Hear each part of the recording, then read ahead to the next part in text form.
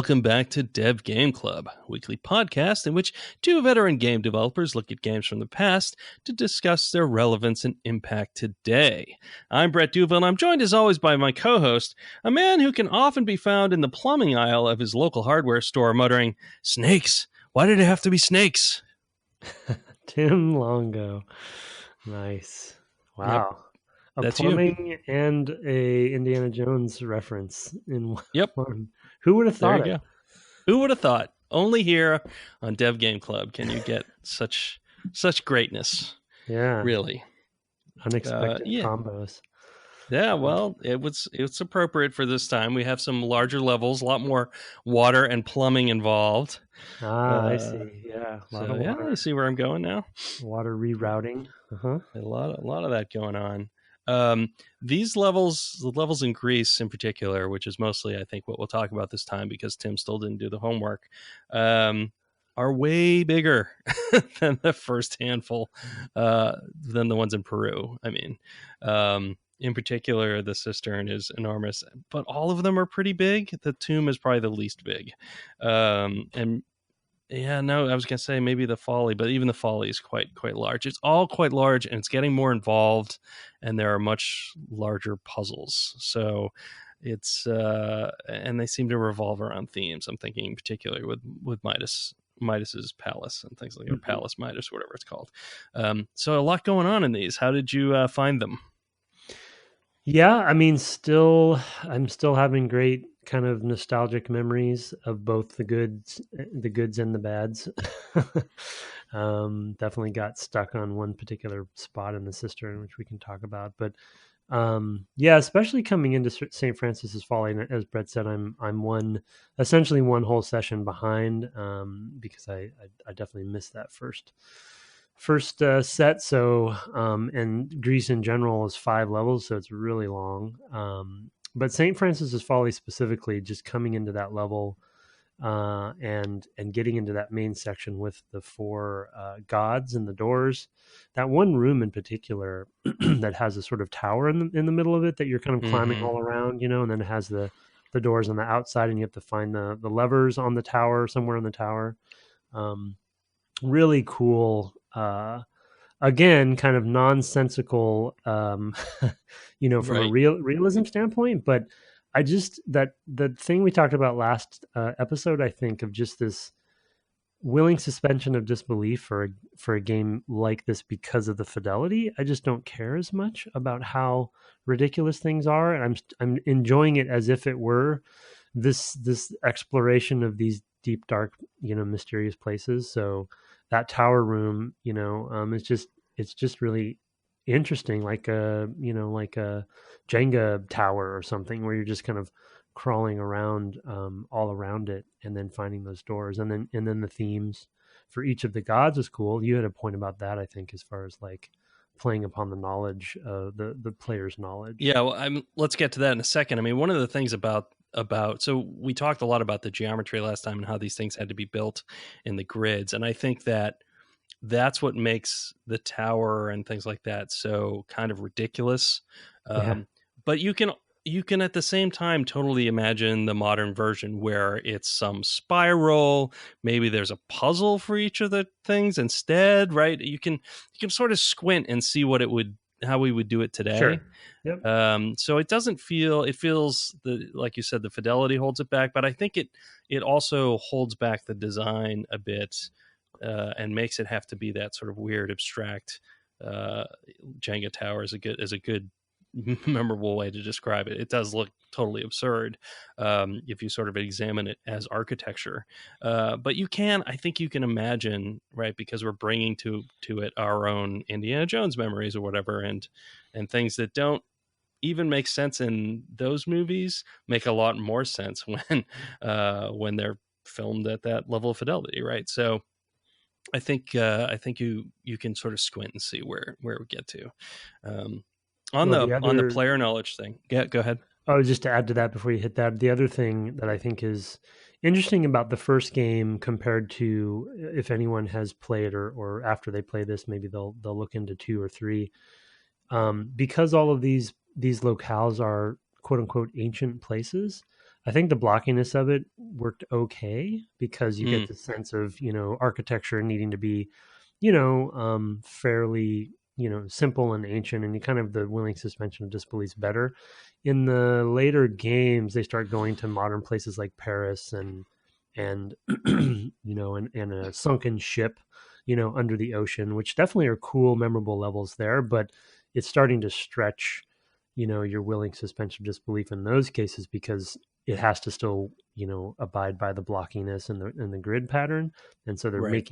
making these, they're really stretching things. And so it's harder to convince yourself. But like in Greece, these sort of, that tower is pretty convoluted, but it's at least it's built from stone blocks, so to speak, Sure. Right.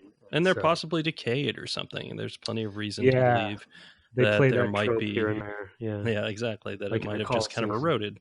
Yeah, Yeah. Yeah. But yeah, exactly. sorry, what were you saying about the Right. player So knowledge? the thing I really appreciated about those four god rooms was the way that it integrated player knowledge into it in such a way that it sort of enriched the experience, because you go in and you're in Thor's room, although that was probably the least well motivated, and there's a giant hammer, right, that's going to fall down, and there's lightning. There's a lightning ball Mm-hmm. that I couldn't figure out how to get past without taking damage, but that's fine. Um, and similarly, there's the swords in the sword, to mirror the sword of Damocles. Or I walked into the Atlas room going, "Oh, there's totally going to be a boulder in here. I just know it." Yeah. Yeah. And Neptune obviously had some swimming.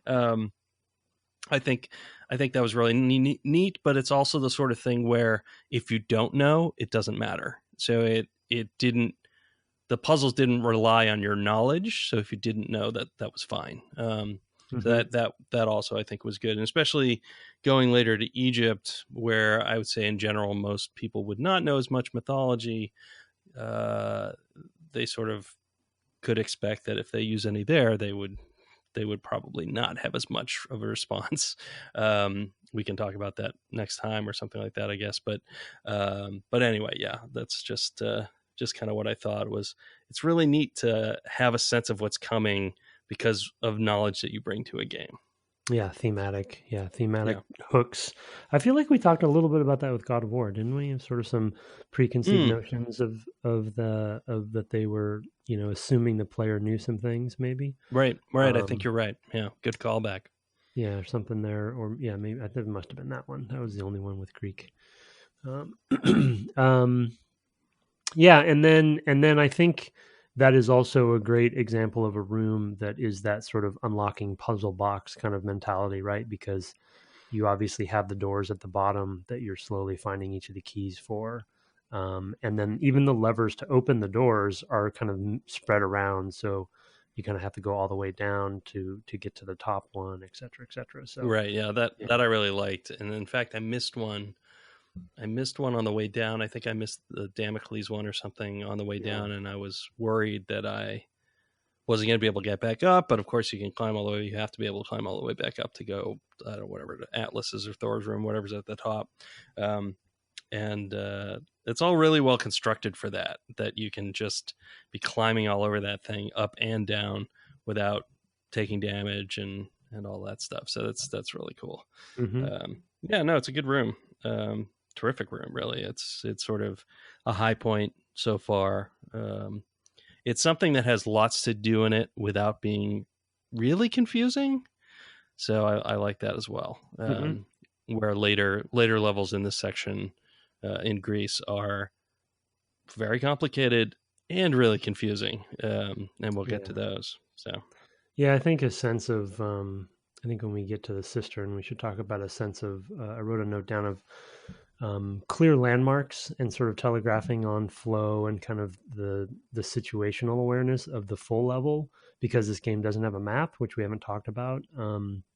And it definitely could have benefited from something like that, at least, or some representation, because you can get lost and lose track of where you are, related to other places. But the second Greece level was Colosseum. well, um, I was just recalling the name of this first one is St. Francis's Folly.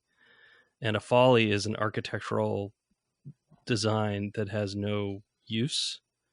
So actually, that whole room makes sense as the Folly. Yeah. Never even occurred to me that that's what that meant. But that's what a Folly is. Follies are like just kind of architectural art or something.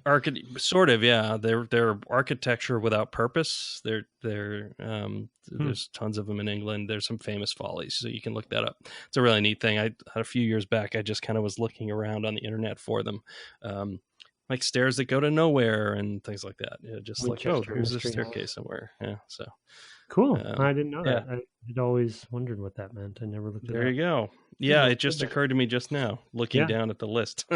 Well, then that makes a lot of sense, and it does. It makes a lot more sense. Perfect name for the level, and I wonder which came first. That's really fascinating. The Colosseum, I think, is the next level. Is I think another interesting example of what they do a really good job of. I think Greece and I have a vague memory of Egypt. I haven't played them yet, but I think Greece does the best job of having a consistent theme across the whole level that is semi-motivated for how things work together. Obviously, there's the random switch that opens random door and random key and things, so it doesn't always make sense. But the thing I liked about the Colosseum is you get this sense of, obviously, Colosseum, good Greek theme, and then you get this sense of traveling through the tunnels underneath where they would have kept the animals.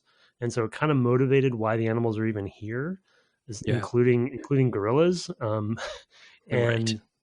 I don't know how they survived this long, but it's, whatever. It's a fun game with dinosaurs as well. And, but, just the central focus of the Colosseum and then kind of climbing all around the Colosseum and then having part of it, kind of crumbling and destroyed and then going into the tunnels and opening the cells up, the cages, and then you just again have this sense that they do really really good job of just having this central location that you're really kind of scouring, and crawling all in the ins and outs, with the exception of the four doors and the four corners was just kind of random a little bit, but right. That's my favorite levels are the ones that really commit to that versus, say, not to jump ahead, but the Tomb of Tahikan doesn't really have a consistent theme per se. It's just a kind of waterways and random rooms that end in the kind of that tomb. But the Colosseum and the Cistern specifically, I felt like were pretty cohesive, though they have their flaws. But just coming in, the thing that I forgot to mention in pre-show that you kind of touched a little bit on, and I think goes even crazier in Egypt is, I kind of wanted to ask you about it from a technical perspective too.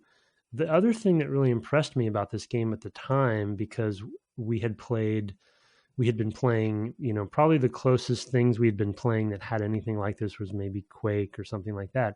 But the scale of the levels, like the first time I walked into the Colosseum specifically, I remember back in the day, and just kind of it's so big that the draw distance cuts out.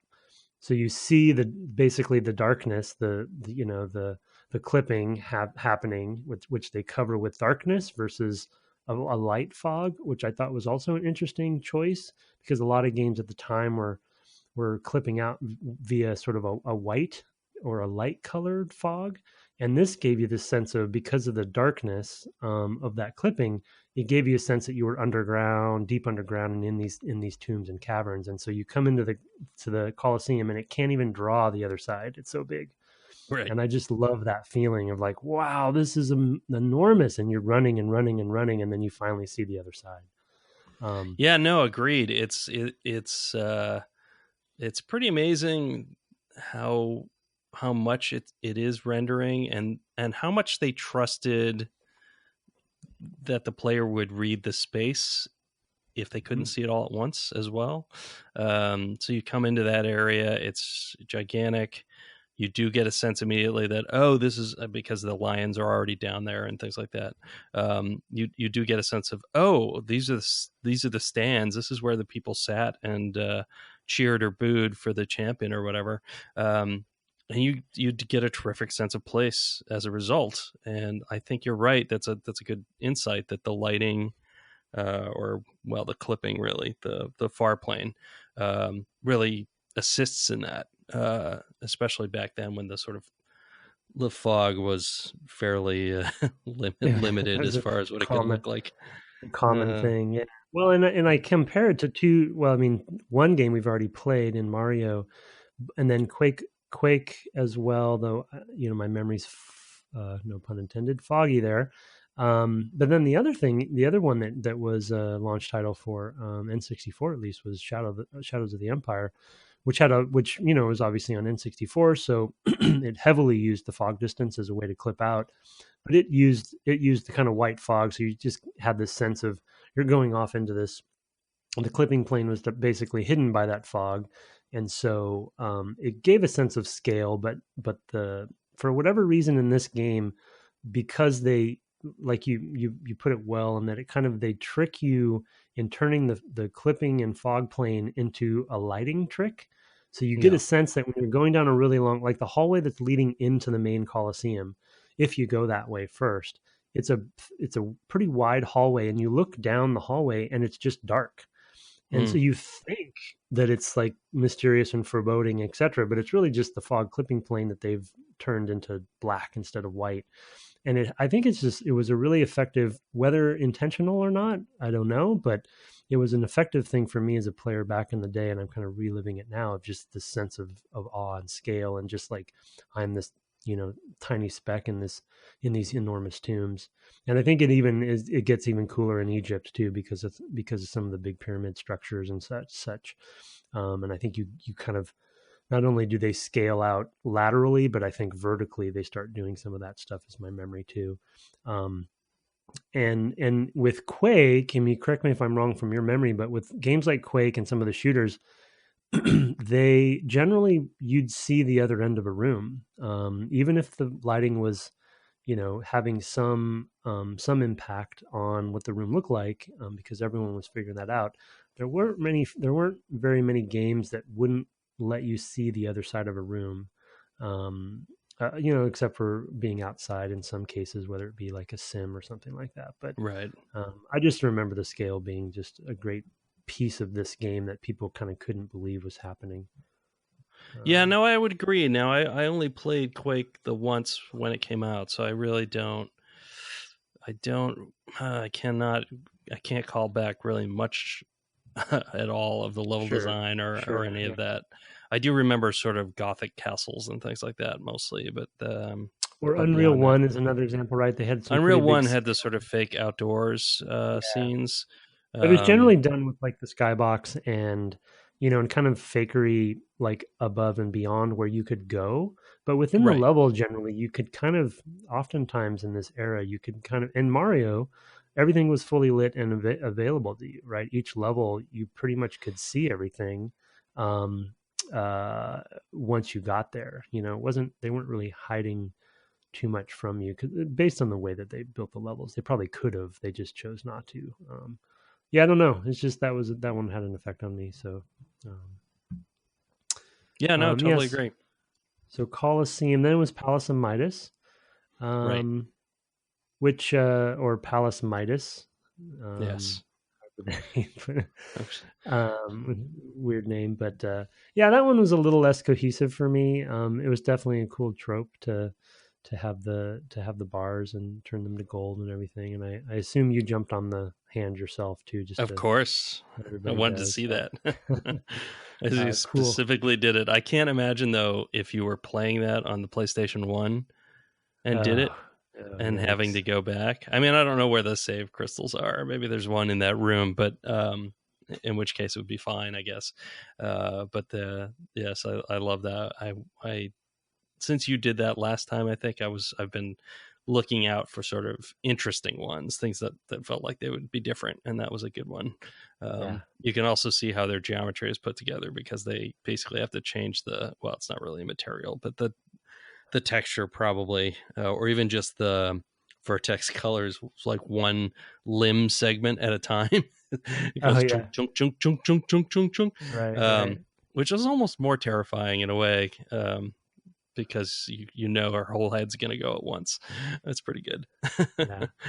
Yeah, um, I mean, that's a good example of their commitment to, for better or for worse, interesting deaths, throughout the game, and or at least committing to that. And that just gets crazier as we talked about that some, I think, in first episode, but just gets Yeah, crazier as the series goes on.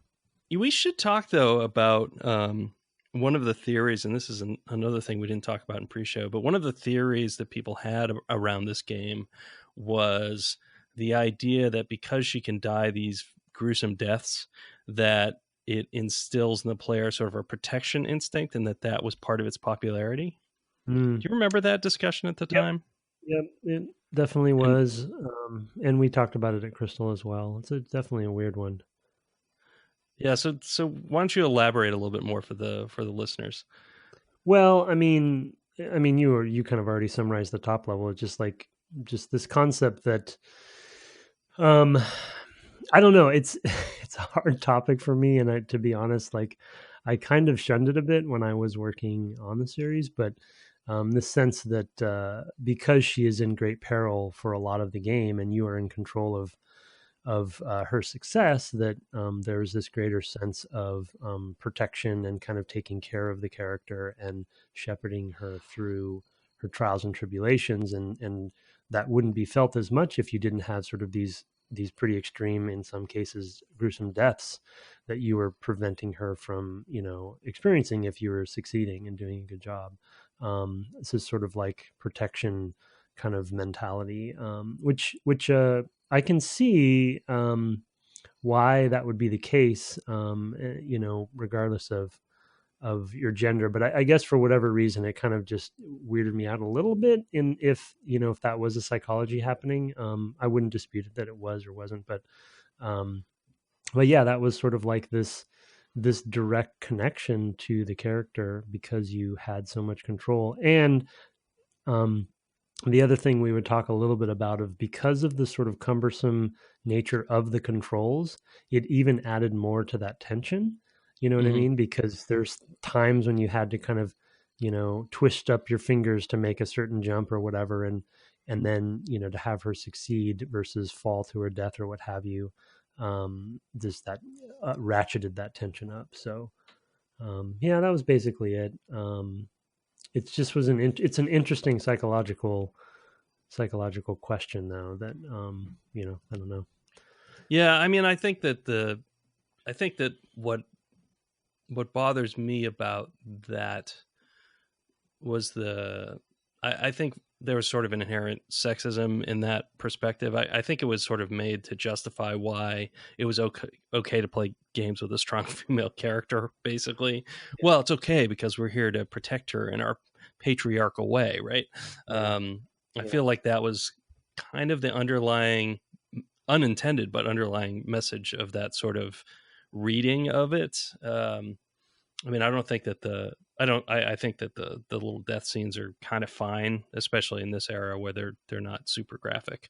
As I think it gets more problematic as it gets more realistic. But Mhm.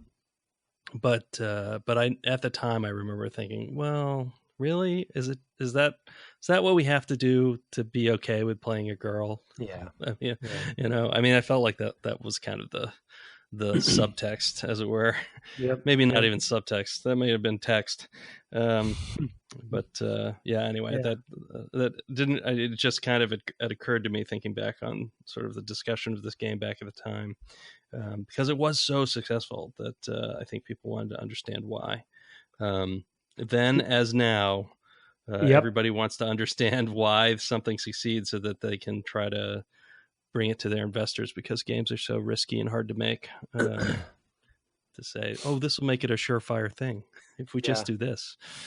Well, and So I think that is a general. I mean, we don't have to get into it too deeply, but I think that's a general industry and video game medium topic of like what the you know because you're taking on an avatar of some kind, how do people deal with genders, especially when you can select them. There's this sort of classic Mass Effect kind of mentality, and why do certain people select certain genders when they play, and then how are they associated, how do they feel associated with them depending on the game, right? And why certain people play some games and then not others.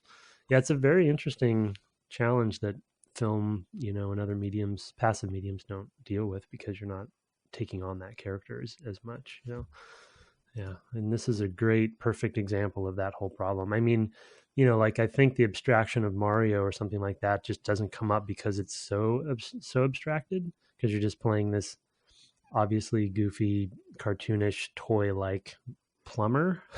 Yeah. And no one ever is like, well, I don't associate myself with plumbers, so well, somebody might, but I'm sure it's very rare. But as soon as you start going into more higher fidelity, more realism, characters like Drake or Lara or what have you, I'm sure people have those questions sometimes.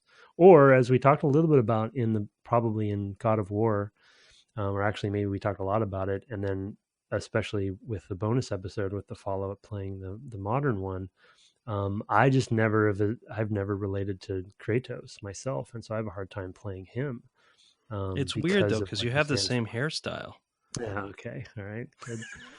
Good. Let's close that topic down. That's good. Moving along, we then get to, I don't know, anything in Palace of Midas to mention there that. No, I did like that there was actual, and it feels like something that they maybe had to add, but I like that there was a little sign, because I had the lead bar, and I hadn't really, often when I saved, I just saved and wasn't really looking at what my saves were. Because on the PC, it's pretty quick to just like save and save over the same thing if you're just saving into one slot or whatever. So I wasn't really paying attention to the name of the place all that much, to be honest. And I walked in there and I had these lead bars, and it's set up on the wall 3 times gold or something like that, gold bar. And Yeah. and that when I saw that, it explained why putting the lead bar in there hadn't worked. And I was, and then I caught on to the fact that, somehow I'm going to turn these into gold. And I thought that was kind of cool. But I agree that the space itself is not super well motivated.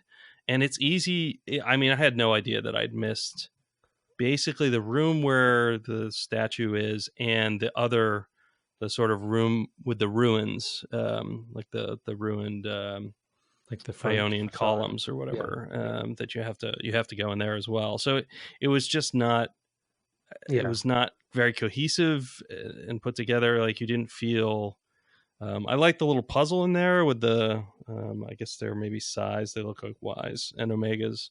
I like that. I thought that was kind of a neat little thing. On the doors where you have to look at the door and exactly the levers. Yeah. Although I had jumped across the pillars like 4 times to go do the doors when I realized that you could actually go and open a gate to make it. So you could get... Oh, that's rough. Yeah, well, it's just they don't. It's not that rough because you just sort of insta save when you're at the top of any one of them. But it is kind of, the game is not real good at showing you things like it. You have to find it and make the connection, and it's very hard sometimes to see that just in the level design at times. I didn't know why there wasn't just a thing that you would step on and have to step on that would just open that gate for you and show you, you open this gate so you can go there. It felt like there were other ways that would have been a little bit more deft handling of that particular thing. Well, and I think with each game they got better and better at that, and I think the industry has gotten better at that stuff too. Absolutely, much better.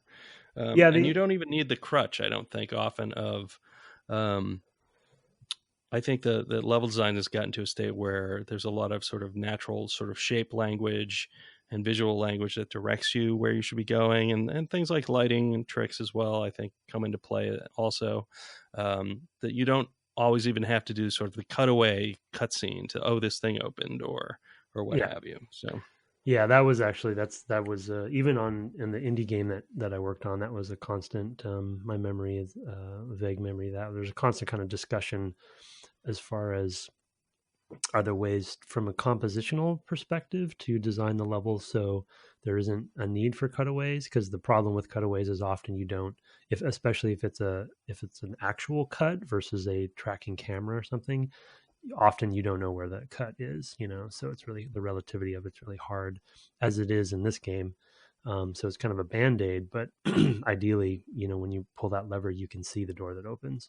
And they kind of get that occasionally in this game, um, somewhat accidentally sometimes, or intentional, but it's rare. I feel like, Mm-hmm. at least so far.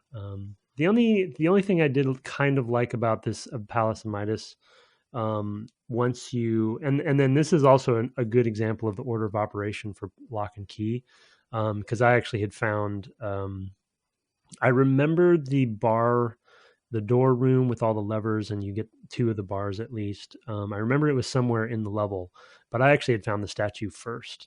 Okay. And so it's like, okay, here's a statue. I turned myself in gold. Okay, I guess there's something. The bars are somewhere else. So you kind of, and that happened, a couple other times. It happens actually a lot in this game, where you kind of, because the levels are so connected, you can really come upon things accidentally in the wrong order. I think Oh in the yeah, I totally at did. I found a lead bar. I went into the room with the switches first. I happened to go into the room with the sort of pillars that come up after you yeah, throw the switch. They have the spikes around them, and so I pretty quickly found a bar in that room. And then the next one I went to was the room with the slots, and I went, oh, okay, I'm going to need three of these, right? So yeah, I yeah, started to put it together, but as far as how I was going to turn them to gold, I had no idea.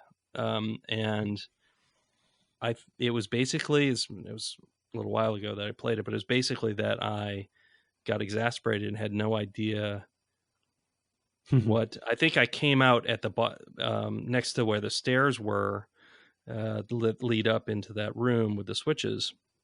I came along there, and I think a gorilla had come or something, and I was like, where did that come from? And that's what actually took me yeah, back that way, yeah. and made me realize that I had missed basically two.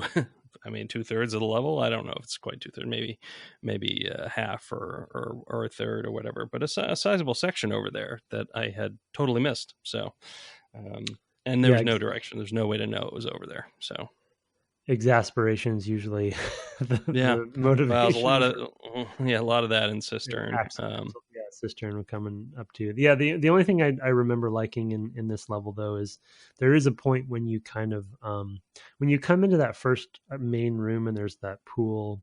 Actually, I think you come out of the pool, right? That's The correct. Yeah. pool of water, and then there's that upper kind of balcony that goes around the top of that area.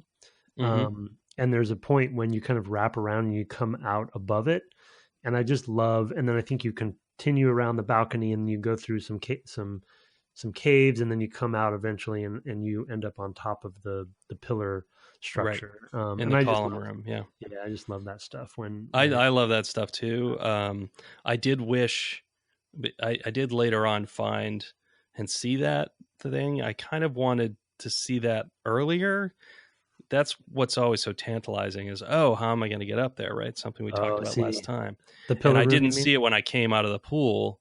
I just went left immediately, and I was Yeah, off into that other area. yeah, It's just kind of missed everything in there. So, I missed a lot of the anticipatory buildup of, oh, I'm going to figure out how to get up there, or just like driving me forward to how do you get up there, right? That's a big motivating force, yep. in That's this why sort of game. non-linear sort of, interconnected levels like this are so difficult to make, because Yeah. you want that flow, and that compositional sort of, like, the presentation of that stuff to be in a certain ideal order for the player, so that you do have that anticipation. And I think in my playthrough this time, I luckily did things roughly, and I think the order they would want me to, because I Hmm. saw those rooms first. And I was like, how do I get up there? How do I get up there? And then you kind of come around and do that. But yeah, it's some of the hardest kinds of level design, in my opinion, to do that, at least in my experience. Oh, um absolutely. I mean, in Skyrim and the Fallouts that I worked on, the switch was more to, let's design the levels in such a way that there's basically one path through, and the way you follow that path then basically takes you out to where the beginning is, so that you could basically just do a loop and come back out. It's very low friction. It's yeah, not meant to be nonlinear in most cases. There's very few, I would say, that are even moderately nonlinear, and that's because it's a different sort of game where it's meant to be sort of friction free in all those ways. The exploration is often very compass driven and things like that. So it's oh, there's a new thing. What's that? Oh, et cetera. I've got those little icons on the compass that drive you forward to, and then little stories happen kind of on the way, and it becomes your own experience. But the level design being open and expansive like that was never the intent. They had tried that more, I think, earlier in Oblivion.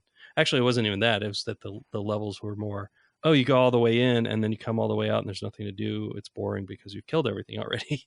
And so that was a sort of reaction to that was, oh, well, let's just design them so that when you're finished, you're basically back at the beginning anyway. Yeah. So yeah. Yeah, it's a tough issue. Yeah, the non-linearity is more in the overworld than in the sort of in right, those exactly areas. Yeah, once you're in a dungeon, you feel the level designer's hand pretty heavily. So after that, it's the Cistern. Yeah, Cistern is, though it has its problems, and I think definitely this is nostalgia speaking, but I was really looking forward to getting to Cistern. It's one of my favorite levels of all time, and it's not because of the key and the weird ways you can get stuck, which I did, and I also did. Yeah, we both kind of got stuck in similar-ish places. Actually, no, I think it was actually literally the same key we both got stuck on. I think you're right. But coming out onto that first catwalk, and then seeing the water and seeing the whole room, and then this sense that you're going in and out of this big room, raising the water up and down was just mind-blowing at the time, because this was, I don't know if we can fully give credit to this game, but it was definitely one of the earliest games in my memory where the level context and rules, you had full control over yourself by just hitting that switch and changing what you could do and where you could go. And of course the telegraphing and visual language and landmarking and all that stuff is not good. So, what the impact of raising and lowering the water does for you is definitely opaque and hard to remember and know. So there's a lot of back and forth for people who are playing it for the first time, and myself as well, because I just forgot a lot of stuff. But I just love the main central room and the sense that you're going in and out and kind of finding these sub rooms, and then just raising and lowering the water. Obviously, a bunch of keys strewn about in random places is not the best design. So I'm definitely not talking about that part of it, but I think I'm maybe kind of just talking about the structural aspect of the level. And again, another plug, if you want to play a really good version of the Cistern, but kind of reimagined in a bit more of a modern way, again, Tomb Raider Anniversary is a good, they did a great job with the level design on that in that game. So yeah, so what was you should explain the key that we both. Right. So I guess it should have been the second key I found. So what happened for me was, came out on that catwalk, kind of looked around and said, well, I could see over to one side because I went out onto it a bit. And I looked to my left, I could see the keyholes. And I said, oh, okay, I'm going to need keys to get through whatever's over there. Okay, that's good. I know that. So now I'll go do some other stuff. So what I did was, instead I turned from the entrance, I turned right, jumped across that thing, and went to this I don't know what you'd call it, but this wall crack that you can sort of slide along. Yeah, which is actually a shimmy. Which is actually a thing. You can shimmy across. I had forgotten that you could do that in this game, and when I first encountered it, it blocked me for a long time. I think it would have been in the Folly, maybe. It might have been in the Colosseum. I think it was in the Folly, though. Anyway, it was in Greece, and I spent a lot of time just going, I don't know what to do. I'm so lost. I have no idea. I was really frustrated. And then I finally spotted that crack up there and went, oh, wait a minute. That's right. Anyway, I did that and got a key up there. And then because I had gone in that direction, I kind of decided, well, I'll just go kind of counterclockwise, because I was already on that side of the room. Instead of, I think maybe what they want you to do is, oh, I got a key, let me go right back to where I saw the keyhole and go do that. But being a more methodical, I want to cover all the ground sort of player, like I know you are as well, I just kept kind of going in the general direction that I was going and went up and I guess raise the water. Is that right? Yeah, raise the water. Mm-hmm. So there's an area where you can go and jump around and raise the water, and then you come back out into that main cistern room, and the water's been raised, which is makes it really easy to get around. But it also makes one of the keys literally inaccessible, um, and and that's in sort of behind one of those doors, and you need that key much later. It's actually one of two keys you need to go to the final couple rooms or whatever of the level. Yeah. And I just having I was in that room where the next key was. I got the gold key. There's a gold key. There's 3 different colored keys, and there's 3 silver, 2 rusty, and 1 gold, or something like that. Was that right? I think it's two silver, 2 rusty, and 1 gold. I think, yeah. Or maybe 3 rusty, but I think there's only 2 silver. Yeah, there's the 2 that open that one that one walkway with the 2 doors at the end there before you get to the checkered room. Right. So I spent a lot of time when I finally thought I had everything. I went up and I opened the key to get to that final checkerboard room or whatever, and I only had 1 key that would fit, and I was like, "Uh-oh, I figured I had a gold key and I had another key, and nothing, and I was at that point a little terrified, yeah, because the whole there's so much level to go across, and it's like, did I just miss it? And so I basically went back through, going backwards, which turned out to be the right thing to do, because I got back to that room fairly quickly and recognized that there was spaces I couldn't get because the water was up. Yeah. And then that gave me the idea to relower the water, which worked. Yeah. It took me a long time to figure out how to get there without the water being up. So that was a whole thing as well. So there were a lot of issues. Definitely. It's an interesting, so I almost identical problem, though. I had actually missed that rusty key that you found up on above that shimmy. And actually it took me a little while because it's kind of in plain sight. So I didn't even think it would be there. I was looking for the keys behind the doors mostly. And so it was kind of just sitting up on that ledge. So I missed that one too, but I just jumped basically straight down when I came into the room and then went and raised the water immediately because I wanted to swim around more easily and get to the ledges. And the interesting thing that I made a note of that is sort of like a mental sort of lesson for me that is very difficult to avoid having happen, but basically the design logic that's happening there for the player in their head, at least, is if I raise the water, my life will be easier because I can then swim to all these ledges. But the irony, so you're encouraged, once you find out that you can do that, you're encouraged to do it, just kind of in a self-motivated way, right? So it's actually counter to what you actually need to do. So anytime you can match the player's motivations with the actual puzzle logic or task logic is better than if you have them contradict. Do you know what I mean? Because I agree. I was disincentivized to lower the water because getting up to that ledge into that room with the water down was actually not very easy. So I was like, well, I don't want to, that's going to take me forever to get over there again. But yet it actually ended up being what you have to do. Yep. And if you do it in a certain order, like you said, the order that they sort of quote unquote wanted you to do it in, you would have been okay.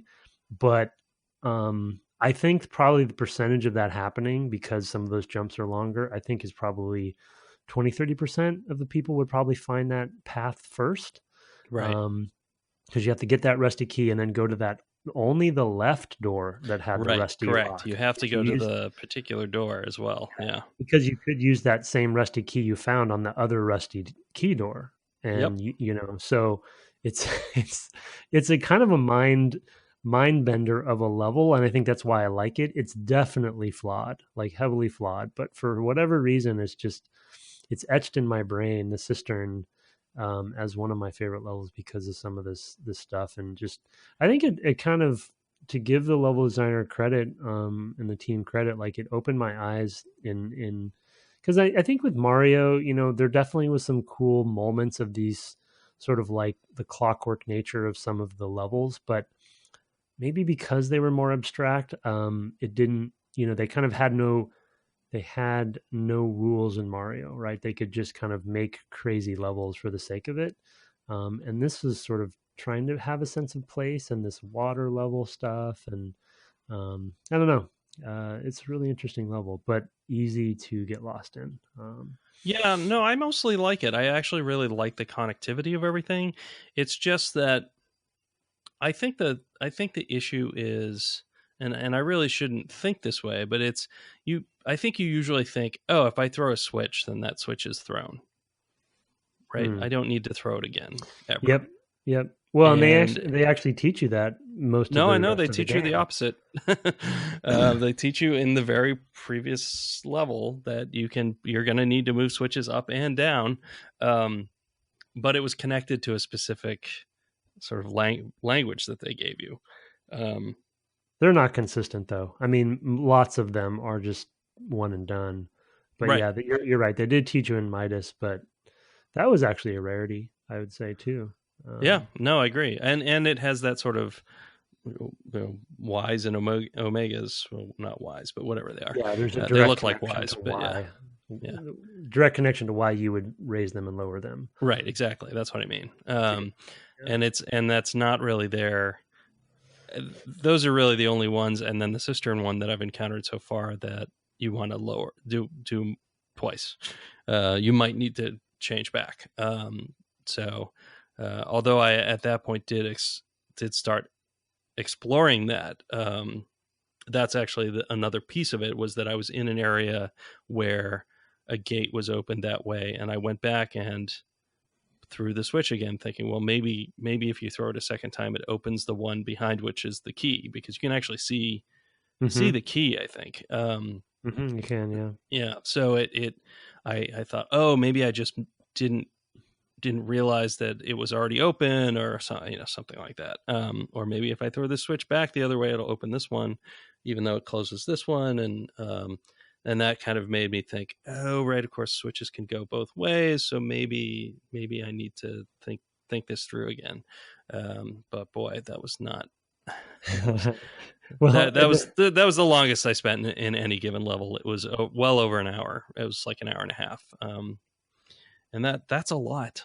That's a lot of time for a space this size. Especially, I mean, we're playing probably a little differently because we're playing for the podcast, so we play a little bit more, in one sitting. But leaving this level before you're done and then coming back to it like a week later, I mean, forget about it. Yeah, you're in trouble. Might as well start over. I mean, it's like you'd have to basically kind of wander around for another half hour just remembering how it all interconnects. And then I think this, the kind of it's a callback to the era again, as we've talked about in many of the series for the podcast, of like there isn't hand holding going on. And to your point of like, I can actually rethrow a switch and close a door that I've opened. And then you could do that and then wander off and then kind of get yourself back. Oh man, I closed that door and now I need to go back and reopen it.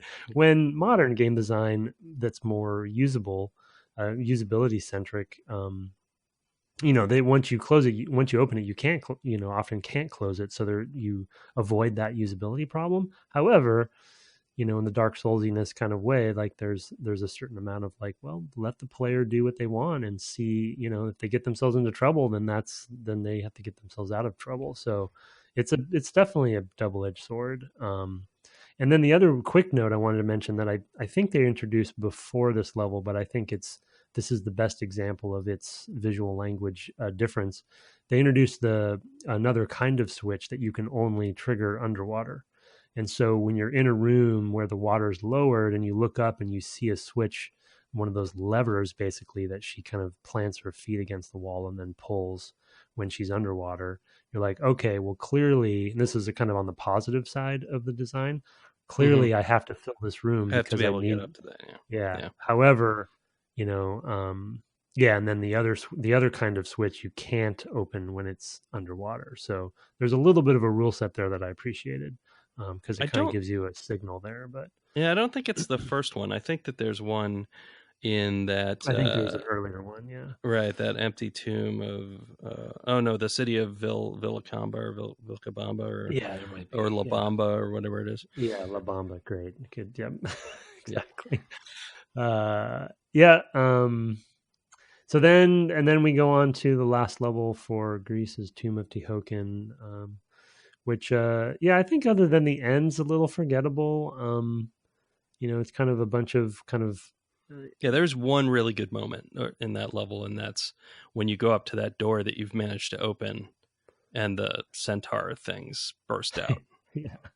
Yeah. Now, Well, for me, that was very much undercut because I just kept running and went through the door, yeah, and then you yeah. don't have to fight them. No, You can no. just ignore them.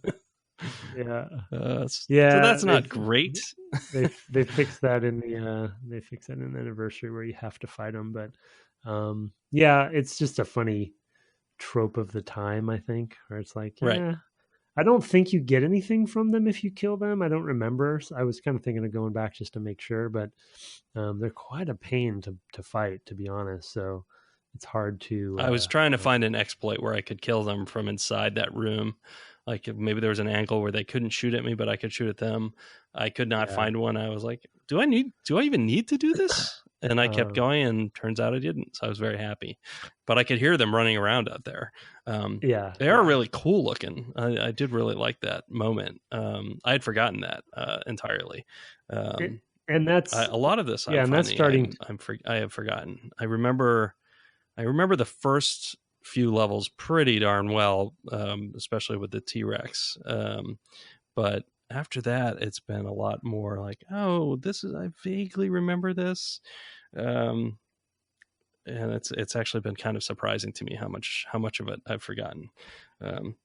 It's not normally the case on the cast. I normally remember stuff pretty well, and this one is pretty faded. I was going through a lot of changes though at the time. My voice was lowering. No.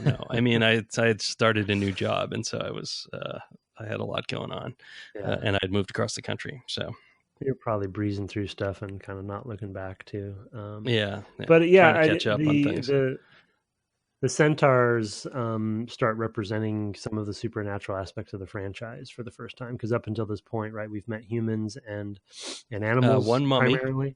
One mummy, yeah. Did the mummy doesn't come alive at that point though, right? You just see it, because it didn't come alive for me. There were two mummies. There were two, and one of them. There were two, and then a central like figure on a throne. That's the room that had the artifact in it. Yeah. In the first tomb, and when I stepped into that room, my guns were out, and they auto aimed on the mummy. Yeah. So it must have come alive, because I never actually saw it alive, because she stepped into the room and focused. I just started shooting until whatever it was dead, and I never actually saw it in motion. Oh, so I don't funny, know.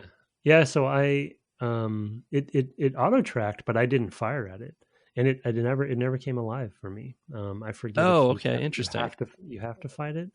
But yeah, so they're starting, some of the Atlantean kind of stuff is coming in, which is kind of some of the lore aspects of the franchise. But the centaurs are cool because they're definitely, some of that supernatural coming in, but they have weird projectiles, and they're starting to introduce, in fact, the tomb itself starts to introduce some of the Atlantean aesthetic. I did like coming into the main cave water structure, once you'd come down a slide, a long slide that has this cool Grecian kind of face fresco thing around it. I don't know if you saw it. You have to look backwards to see it. And it kind of... I did not then. You come through the mouth, so it's like it's spitting you into the water. Oh, I did see that. Yeah. It's like the Tomb of Horrors. Yeah, right, exactly. And it's like a satyr or something like that. Yeah, exactly. Yeah. But then kind of swimming around in that kind of, and then you come upon the entrance to the tomb. And that was kind of when I said in pre-show, I made that note of like this sense that you're going deeper and deeper into these locales. And so, in the beginning of Greece, you start outside and in the cutscene at least, and you see where what's his name? What's the guy's I'm blanking Yeah, on no it. idea. Anyway, DuPont. Francois, I think, or something. Anyway, and so you kind of you literally enter a door that's a monastery, and then by the time you're done with Greece, you've gone through all of these crazy twists and turns and locations under presumably under the ground, and then you end up in this crazy cavern with this tomb opening with these centaurs and just this great adventure, that Right. you know Including being propelled by the water. That yeah, one section, that's a great moment too, where you just get shot through this whole long space, and it just has a real feeling of, oh, this is really different and cool. It's like being on a really long launch to like a roller coaster or something like Space Mountain or something like that. yeah, But it's much longer than you expect. It just keeps going. You're like, oh no, am I going to run out of air? I'm going so far, but you're going really fast. I love that spot. yeah. I just finding the tombs. I mean, it's they commit to the tomb theme, and you find Tehoken's tomb, and then when you go inside, like I said, it's got a different aesthetic to it because they're starting to introduce the Atlantean kind of feel. It's got kind of the royal reds, and it's more pristine and kind of kept pure. And then you fight the dude, which I'm forgetting his name. Um, Is that and DuPont? I think it's DuPont. Yeah, yeah. Okay. Very underwhelming. I have been. How much have you been using the shotgun? Have you used it at all, or are you I sticking took with it your out. main I weapon? took it out for the centaurs, but put it back away because I prefer the guns, Yeah, the I mean, handguns. most of the animals, like the gorillas, go down in one shot with the shotgun. So I've used them a couple times just to test it out. But I used it on Dupont. It was like two or three shots and he was down. So it was very anticlimactic for me, that fight. But also, as you mentioned in pre-show, the human AI is kind of ridiculous. So Yeah, the human AI is particularly bad. There's two things going on there. One is I don't know if they just don't want to show the bodies, although they do with DuPont, or if it's supposed to be the same person. That also no, it wasn't really is. clear to me. No, it is. Okay, so all of that's supposed to be the one guy. Yeah, that's why he disappears and gets away because he's following you as it's very Indiana Jones, right? Where you end up getting the treasure and they take it from you kind of thing, but it's kind of a reversed in this Belloc, case. Yeah, Belloc. Belush. Yeah, Yeah. So, but that's him the whole yeah, but time. I mean, there's the Colosseum. He's over on one side, and if you chase after him and you're shooting at him, he'll turn down a tunnel, and then you run into that tunnel. He's just gone, and you're like, "What? That doesn't make any sense." Whereas all the animals are consistent. They. I mean, there's two things going on there. One is I think we forgive the animals because um, we're really used to seeing humans, and we're really good at picking out what humans should look like. And when humans don't behave like they should, we notice those things. But then the animals are not in the same vein, so they already are a cut above just because who knows how an animal's going to behave, right? You don't have this instinctive knowledge, and but then of course they also don't bend the laws of physics or anything like that. They actually just run around, and you see them running around, and they don't disappear. So there's also that. Yeah. But it really, I think it really shows the shortcomings of the AI when you've got these characters who should really be able to, or this one character, I guess, that should really be able to tear you up, but just really doesn't because the AI is kind of dreadful. I don't mind it with the animals again, but because Yeah. they're being shot, who knows how they should react, etc. But this guy's got he's basically armed like you are, so why isn't that a little tougher? Yeah, but I definitely noticed that this time. Yeah, and it's weirder because they're trying to have that sort of, that persistent boss that you're fighting, a little by little throughout the level, and then you kind of fight him in the end as well. And then, they wanted a little bit of that. Oh, you come around a corner and he's gone, and kind of that moment in a movie, where it's like, oh, where, it's like, Right. I missed him, and he's craftier than I am, and got away, but it doesn't really come off well. Yeah. Well, why don't we get away for a quick break, And we'll come back and do a little feedback. Okay.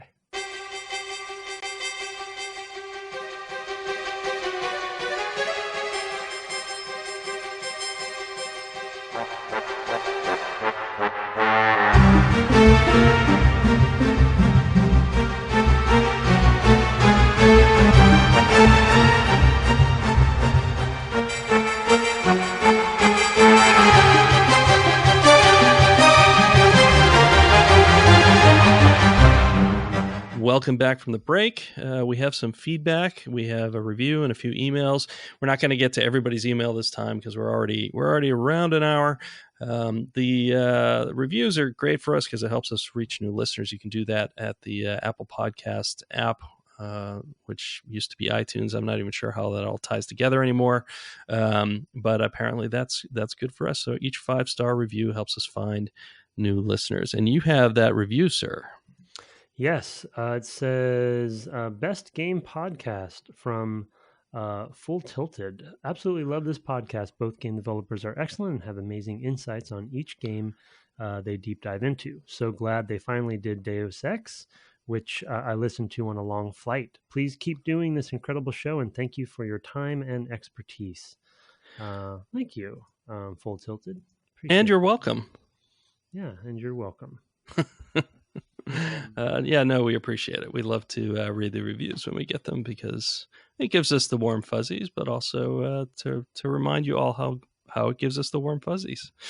I have the first email. This was sent to devgameclub@gmail.com. The subject is simply Tomb Raider. It's from Michael, if that is your real name. Hey guys, great choice in Tomb Raider. So I got to reminisce about Tomb Raider. As well. But while you talked about accelerators and computer specs, I got to thinking about sitting on a couch trying to explain to my then girlfriend why the hell I was jumping, sidestep, jumping to get to the hidden ledge, obviously. Thank God we have smoother climbing mechanics now, and I guess thank you for white paint markers. Now, I really enjoy the Tomb Raider reboots and Uncharted, but I can't help but feel that I'm looking for white paint or switching to survival view more than exploring the environment. How do you feel about these helpful additions to games? Do you feel that something is lost, or is it worth it to keep players engaged and not frustrated? Thanks again for the insights, Michael. Well, sir, you've worked on the white paint games for sure. Man. What are your thoughts? Probably best to start with you. I have a general thought, but what do you think? I mean, this is a topic of much debate. I mean, I could go on for hours and hours on this whole thing, but I guess my personal opinion, which was always a struggle, at least when I was involved, is that I do think that it has watered down the sort of sense of exploration. Being such a big explorer myself, it's been nice and refreshing to come back to this game where there really, there's some visual language, but there's quite a bit of just exploration and trying to find that. You'd mentioned the shimmying earlier on about sort of like the discovery of that, and they do some very explicit visual language tricks when it comes to showing where a ledge is that you obviously can't pull yourself up onto, so you can shimmy. But there's actually in the Lost Valley, there's a secret that is very tricky to find if you don't know that you can shimmy on certain textures without a ledge, like a geometry ledge. It's just the texture itself that leads over to a waterfall that you then can pull yourself up into the top of the waterfall. So that kind of discovery is just amazing to me. And I think, what we've talked and debated a lot about on the podcast is that balance of usability and hand-holding versus not. And once fidelity started going up and, there's a wall with a bunch of interesting looking geometry that looks really cool, and there's a bunch of different ledges and detail and stuff, it looks like you should be able to jump on all of it, but actually there's just this one ledge that you should jump onto. And so then the white paint starts coming out or what have you. But then there's the Assassin's Creed direction, which is kind of more of a systemic programmatic, matrix of wall interactions, which they kind of, that was one of their tactics. But I guess, my personal opinion is I definitely miss the times when we didn't have to handhold this much. As a quick side note, which you may have heard, Brett, Shadow the Tomb Raider seems to be doing Yes, I was going to bring that up. Yeah. Okay, why don't you cover that? So Shadow the Tomb Raider is going to actually allow you to turn those off as an independent difficulty setting, which I really like. I don't know really how cool. I don't know how I'll play it, to be honest, but I do really like that. I might play with that off initially and see how I feel about it. See if I lose the critical path too much. I mean, that really puts a lot on the team to have the rest of their visual language really sharp. So we'll see if it pays off. The other thing I was going to say is this brought to mind a discussion an old friend and I once had. I believe it was when Fable came out, and Fable famously got rid of the map. There was no mini map in the corner of the screen. Do you remember? Do you remember that about Fable? Because you're the old friend that I'm talking about. Are you serious? Yeah, so we had this conversation. I was wondering, I'm like, who's this old friend he's talking about? Is it Andrew? Is it Reed? I was like, it's me. Okay, that's hilarious. So tell me what we talked about. Yeah, the conversation was basically, well, the problem with maps, the mini map, is whenever you put one in, it becomes a map game. And you end up spending all your time looking at the map that's off in the corner instead of all this amazing art that everybody's built that's in the sort of center of the view. And some games even go so far as to put that map basically in the center and overlay it over everything. So it really becomes super a map game. It ends up looking like games looked like on the Apple II. You just have this. I can remember Doom being a sort of one of those map games, and you would look at the map all the time. Anyway, and that was the real innovation you thought of Fable was, he gives you this dog and now it knows where to go and do things, and it kind of points you in the direction of stuff. In theory, this was before it came out. I think that that paid off fairly well, actually. I think that was okay. Not perfect by any means. But it was an interesting challenge to take on, to try to just remove the map and rethink, what does the map do for you? And could you do that some other way? And that's why, talking about the new Tomb Raider and being able to take that out, I think, well, what are they going to do to ease that usability problem if it's not there? So we will see. But I am excited to see. Yeah, that's a good example on the Fable one. I'm glad we had that conversation that I didn't remember. No problem. Good point. But really the map conversation, as well as the white ledges. And again, I'm calling myself out as much as any other game developer out there, but really we've just developed a series of crutches over the years, right? That allows us to have flexibility and give the player information we need them to, but ends up sort of becoming, like I said, a crutch and a band-aid for things that could be done better or differently. But sometimes it's the realities of production, the realities of timelines, or what have you, where you just can't endlessly iterate on something. The thing I think with the 3D sort of realistic platform, well, any platformer, but the Uncharted and Tomb Raiders of the worlds have started to become better and better at, to your point about, like, if you don't have the white ledges on, what are your tools? If you don't have a dog that's following you around, or a companion character, and other than the obvious one of just level composition combined with environment art and smart visual language for things that are just that are not ledges with white, or red, or some sort of radar, kind of mechanic or system. The other one is camera and animation are the two that I think people have started to innovate in a little bit. Don't underestimate the a good camera design and camera sort of composition, kind of showing you what we want you to see, versus having to just look at the ledge. And then the other one is that I think Naughty Dog's been doing a really good job at, even from Uncharted 1, is sort of giving tells with the player character and the animations, right? Where, you would see him sort of reach toward a ledge, even though they would mark their ledges as well. There would also be sort of these telegraphing moments that would happen when he would either his head would look at the ledge or his hand would sort of reach to it before you jump. And so there's different tricks and tools people have been fooling around with that I hope obviously they're using in Shadow if you choose to turn that off. I just the difficulty or the difficulty stuff they're doing sounds really interesting because you can modify combat and puzzles as well as navigation kind of Right. independently, which sounds like you can make your own menu of difficulty, which is based on your play style, which is a really good idea. Yeah, for me, I'll probably dial down the combat, put the puzzles up, and maybe turn off the Yep. the markers just to get a feel for whether that plays well and feels good to me. The combat's kind of the least interesting thing to me.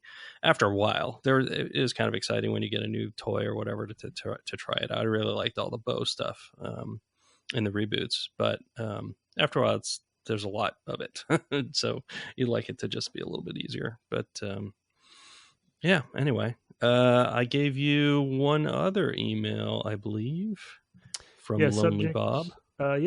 Tomb Raider feedback from Lonely Bob K. Hey guys, great to hear you discussing Tomb Raider 1. This game and Mario 64 truly brought 3D platforming to the next level. I don't know what's more amazing, that you can play Tomb Raider on an iPhone, though the touchscreen controls are terrible, or that you can play Tomb Raider in your browser on archive.org. And he gave a link. I'll put it in the show notes. Here. Yeah. We live in amazing times, gentlemen. Keep up the great work on the podcast, Kevin. Then I'll have another. Thanks, Kevin. Lonely Bob K. It's it's the usual classic games played wherever you can, but not always a good idea in some cases. Yeah, a novelty, I guess. Yeah, no, I love that. I mean, it's something I can remember talking about with Darren Stinnett once about why don't we just revisit some of these games and update them a little bit. This was long before there were remasters. We were talking I think about TIE Fighter, which then actually did get something of a remaster with the Direct 3D engine that they had written for XVT, and did one big package, I think, after Alliance came out. Don't quote me on all the details there, but that's roughly how it went. And we were talking about why not do just Dark Forces up a bit, why not make it a real 3D renderer instead of sort of the 2D 3D mix that it was and things like that. That never happened, but it was sort of something that we talked about as a way to sort of keep those titles current. It's a real issue in games where you can read a book from 200 years ago. It's the same book. The technology is the same. It's words that go into your brain through your eyes, right? Whereas the technology in games, of course, is still changing. I think that's a large part of why there's sort of the rush to play a game right when it comes out, etc. So I don't know. It's an interesting place to be. Yeah, I don't know. Yeah. Weird thing. I was going to read another email from Tim Dooley, but Tim's email is quite long, so I think I'm going to put it off, put a pin in that, and a couple others that we have until next time. So yeah, I guess next time we're in theory going to finish the game, but at the rate we've been going, Tim, that may not be what happens. Were you thinking we might have to stretch this out again? I would like to not have to. I'm going to try to trickle it throughout the week. So that will be my goal. So let's try to finish it on the next episode. I don't remember the particulars of Egypt, but I don't believe Atlantis is to be as long as Greece or anything like that. So. Egypt is 3 levels, and I think Atlantis is 4 levels again. That's my recollection. They're 3 and 3. I'm looking at the list here. Oh, okay, they're 3 and 3. But I mean, even within the 3 levels that they have, right? That they're not all like the Cistern or whatever. Yeah, exactly. I don't believe so. Egypt has, I think, a couple bigger levels, but anyway, that's going to be my goal. I guess stay tuned if that doesn't happen, but we're going to try. I would like to try to finish it on the next episode because we have ideally a couple other things lined up. So But I am, we got to talk about my being away as well. So. We'll do that. We may not be back next week or even for the next couple of weeks. Tim and I have to work that out. I think it's okay to take a little break now and again, so we shall see. We'll talk about that off air, and you can check us out on Twitter at DevGameClub to find out more. And you can find Tim at Tim Longo Jr. with a JR at the end. I am still returning to blogging, so you can go find a few recent articles there at brettduville.com, but I have basically given up Twitter for the time being. Anyway, thanks so much for listening this week. Have a good time playing games, and sir, good night. Good night.